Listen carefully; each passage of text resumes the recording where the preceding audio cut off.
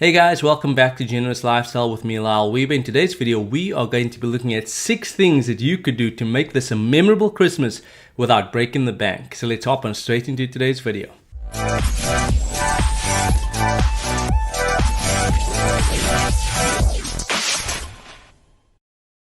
So the first thing I'm going to talk about is something which I've mentioned in other videos, and that's the sinking fund. And if you don't know what that is, I'll have a link to the video. But at a really high level, what a sinking fund is, it's where you identify a certain goal and an amount associated with it. Let's say for Christmas, you and your family decided that you are going to spend $1,200 on gifts or 1,200 Rand on gifts. So on a monthly basis, you would set aside 100 Rand or $100 automatically into a savings account. When it came to Christmas time, you'd have the money to be able to buy the gifts. The other thing that you could do, if you had planned in advance for this, is you could have shopped throughout the year.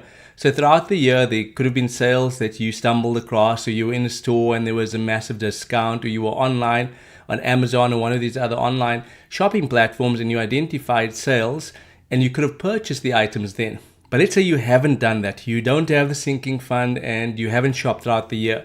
So we're getting closer to Christmas time. What is it that you can do?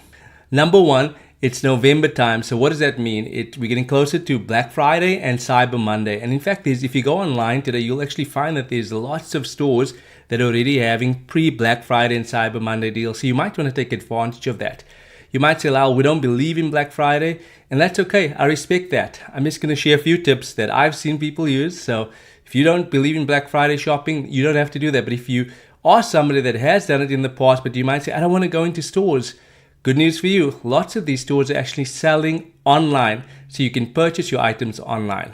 Number 2, Facebook Marketplace. Have you ever gone into Facebook Marketplace and you've identified things that you could buy? And you might say, it's Christmas time, I should be getting new items. Hey, you know where you are from a financial perspective. You might not be able to afford that brand new Xbox for your kid, but there might be somebody that purchased the latest model and they looked after their older one and it's in good condition. They might be selling it at a massively reduced price and you could go and buy it that way for your kid. Number 3, we could look at coupons. So I find myself buying stuff online quite often and I'm always looking for a good deal, right?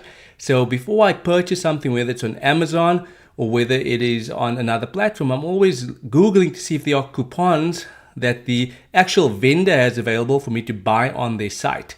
So you might want to go and do that before you hop onto Amazon or onto eBay or one of these other platforms that sells online to see if you can actually find coupons. You could also find coupons to go and you could print it or on an app and go into the stores. So there might be stores that you shop at on a regular basis and in their app, they've got coupons that you can actually use to get the item that you're wanting to purchase for a reduced price. Number 4, take advantage of free shipping. It's amazing how much we could end up spending on having items that we buy online shipped to our house, right? And so if you can take advantage of free shipping on a platform like Amazon Prime, why not? The other thing to do is also to see if you can consolidate your purchases into one purchase and then rather pay for shipping one time as opposed to shopping online every few weeks, a couple of days and placing different orders and then having to incur shipping on each particular purchase.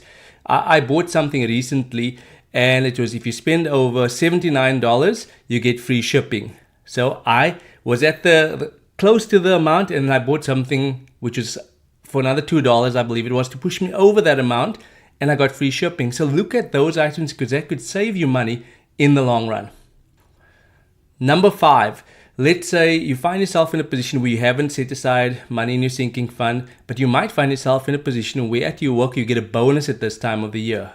So what you could do is you could identify what portion of that bonus you're going to spend on gifts. You might have other goals like paying off debt or setting aside money for traveling and things like that. But it's Christmas time, so you might say 20% of this money or this bonus coming in, we are going to be using for gifts. And that's okay. My philosophy in life is enjoy life and make sure that you are channeling your resources that God has given you towards your goals.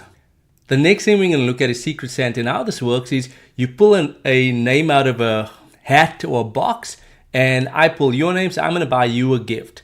And this helps especially in bigger families where there are lots of people that should be getting gifts, or we decide, oh man, we've got like 20 cousins, or we've got 40 people in the family. So for me to go and buy for 40 people might be a lot of money, right? And I mean, it would be great if I could buy all of them nice presents. But what if I was able to pull out, besides my immediate family like Brittany and the kids, but what if I was able to pull out a name and I pulled cousin John? Don't really have a cousin John, but just for illustrative purposes. And what I do is I'm going to buy John a gift. John pulled Sally's name, so he's going to buy Sally a gift. And how it works is we cap the limit of in terms of how much we're going to spend. So we're going to spend $50. So John's going to get a gift of $50. And I'm going to be the one, but he doesn't know that it's coming from me. I'm going to go out and I'm going to buy John this gift. So at the end of the day, we all get a gift. So here's a few bonus tips for you. Number one, if you've got a family and you might not be able to buy your kids maybe a gift that they desire. So let's say a kid desires a brand new PlayStation 5 at a cost $600.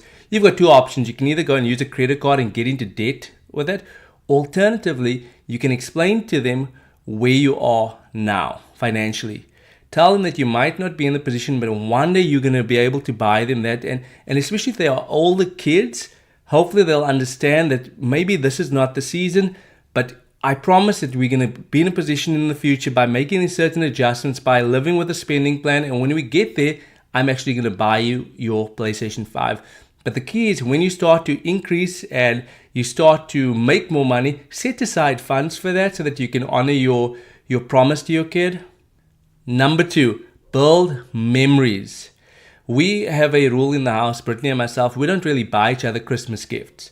But what we do is we identify a memory that we can make together. So whether it is going on a weekend away, whether it's going to a lesson on how to make a particular type of food, so a cooking lesson, or whether it's to go and skydive. We haven't done that yet together, but I know she's done it and I want to do it, so hopefully we'll do that soon. Whether it's to go paragliding, whether it's to go out on a boat, but make memories. And you can do this with your spouse.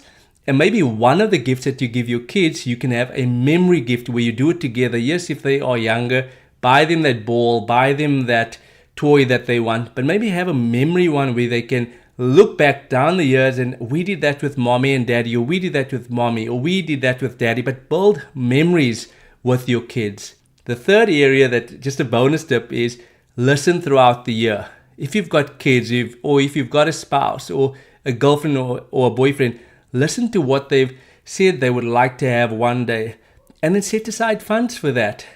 It's amazing just by paying attention and hearing, oh, she likes that bag or that purse, or oh, he likes that particular team and he wishes that he had that team jersey. It's amazing by doing that and just paying attention to the person, how you can show them that you value them and that you appreciate them. And it's not necessarily about the amount that you're going to spend, but it's actually paying attention to the loved ones that God has placed in your life. So I hope that these tips helped you this Christmas season. If you've got any other ideas, feel free to comment below what you are doing to make this a memorable Christmas. So God bless you guys and have a